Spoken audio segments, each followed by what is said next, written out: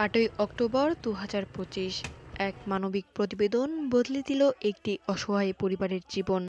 দৃষ্টি প্রতিবন্ধী এক স্বামী ও তার অসহায় স্ত্রীর দুর্দশার গল্প ভেসে আসে ভয়েস অব দিনাজপুরের মাধ্যমে। এই খবর পৌঁছেই সাড়া দেন সনাতনী স্বেচ্ছাসেবী ফাউন্ডেশনের ঢাকা বিভাগীয় টিম লিডার শ্রী সজীব দাস। তার আহ্বানে দেশের বাইরে থাকা ৪ জন সিঙ্গাপুর প্রবাসী এগিয়ে আসেন মানুষের সেবায়। শ্রী সমীর সরকার, শ্রী বাবুল চন্দ্র দাস, শ্রী গণেশ দাস এবং শ্রী কালীপদ মণ্ডল, এই ৪ জন মিলেই পাঠান ৩০,০০০ টাকা। দিনাজপুর জেলা টিম সেই অর্থ হাতে পেয়ে ছুটে যায় ওই দম্পতির কাছে। তাদের হাতে তুলে দেওয়া হয় ৪টি বড় ছাগল, একটি ছোট ছাগল এবং ১ মাসের খাদ্য সামগ্রী, যাদের একমাত্র লক্ষ্য এই পরিবার যেন নিজের পায়ে দাঁড়াতে পারে, কারো কাছে আর হাত পাততে না হয়। এই সহায়তায় ব্যয় হয় ২৫,০০০ টাকা ছাগলে, ৫,০০০ টাকা খাদ্য সামগ্রীতে, সর্বমোট ব্যয় ৩০,০০০ টাকা। নমস্কার সকলকে।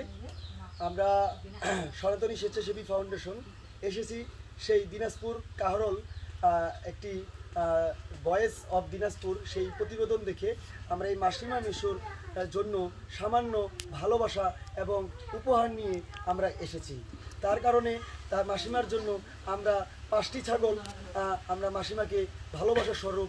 আমরা সনাতনী স্বেচ্ছাসেবী ফাউন্ডেশন সবসময় মানবের কথা বলি, কারণ আমরা চাচ্ছি যে মাসিমা এবং মেশুর সে যেন অন্য কোনো মানুষের কাছে সে হাত পাততে না হয়।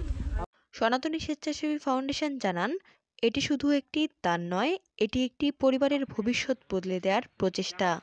দিনাজপুর জেলা টিম নিয়মিত তাদের খোঁজখবর রাখবে, যাতে এই সহায়তা তাদের জীবনে স্থায়ী স্বস্তি বয়ে আনে। মানবতার এই উদ্যোগে প্রবাসী শুভাকাঙ্ক্ষীদের প্রতি কৃতজ্ঞতা জানায় সনাতনী স্বেচ্ছাসেবী ফাউন্ডেশন। মানবতার সেবায় এই সম্মিলিত উদ্যোগ সত্যিই অনুকরণীয়। আপনার সামান্য সহায়তাও হতে পারে অন্য কারো জীবনের আশীর্বাদ।